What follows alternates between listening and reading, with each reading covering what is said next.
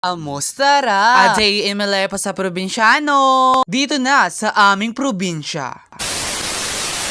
Hay, buhay, oo. Buhay pa ba to? Or like nasa impyerno na talaga ako kasi sobrang hinit ng panahon. Na para bang nasunog na tayo dahil sobra na tayo sa pagkaihaw. Kailangan na lang talaga ng asin at suka para masarap pa. Kasi sa mga araw na to, nangitim na talaga ako ng sobra. Pero sadyang matagal na ba talaga tayong maitim? By the way, sobrang sarap nga sa pakiramdam. Napagmulat ng iyong mga mata or ang iyong pagising. Itong napakagandang kalikasan na agad ang bubungad sa inyo. Sobrang ganda talaga, nakaka-good ng morning talaga Pero hindi to. tayo ngayon dito para mag-relax lang or magpahinga. Nandito tayo ngayon sa bukirin para nga sa aking working day. At yung objective nga natin ngayong araw ay makakuha nga tayo ng panggatong or kahoy nga o gagamitin natin sa ating pagluluto. Pabilis lang talaga ng panahon at ayan na nga ho, nakakuha na nga tayo ng panggatong. Konti-konti lang ho talaga yung kinuha ko kasi nga ho, mahirapan nga ho talaga ako sa pag-akyat ng bundok mamaya pag-uwi namin. Kitang-kita nyo ho talaga sa mukha ko nga yung paghihinayang ko dyan. Kasi nasasayangan ako dahil di nga talaga ako nakapag-video nga ho, yung nangunguha ako ng gatong. Dahil sobrang hirap nga ho ng sitwasyon na to lang ho talaga mag-video sa akin. Kaya ito na lang ho talaga yung mga clips ngayon yung makikita nyo. Ito na yung mga gatong na amin nakuha ngayong araw. At pagtatagal na nga talaga ito sa amin ng ilang araw. Makakapagluto na din ho kami ng iba't ibang putahe. Diyan nga kami nanguha ng aming panggatong sa mga oras na yan. Tapos makikita nyo nga ho na gayto na nga to karumi yung ating mga kapapaahan. Ay, kasi sa sobrang apura nga, nakalimutan ko na nga magsuot ng jogging pants at gloves. Pero kung nandito kayo sa probinsya, di mo talaga maiiwasan na madudumihan at madudumihan ka talaga niyan. Kasi dito sa amin, kung wala kang ginagawa, ay talagang mabuburyong ka sa buhay. Kaya pag minsan umuupo lang kami talaga na wala kaming ginagawa, ay oo, naghanap talaga kami ng mga bagay-bagay para may magawa lang sa buhay. Tapos ito nga, habang nagpapahinga ako dito sa may damuhan, biglang lumapit nga ito aking panganay na anak at nagtatanong nga ako kung saan yung tatay niya. Kaya ano naman isasagot ko, wala naman ako may isasagot. Sabi ko, wag ka na magtanong kasi nasaktan ako ng tatay mo ng sobra-sobra. Kasi kung ikikwento ko pa sa'yo kung ano nga yung dahilan kung bakit kami naghiwalay ng iyong tatay, ay baka magbaha dito ng luha. Kaya sabi ko, please na lang, oo. Huwag mo nang ipalala sa akin yung mga nakaraan. Ang mga nakaraan ay nakaraan.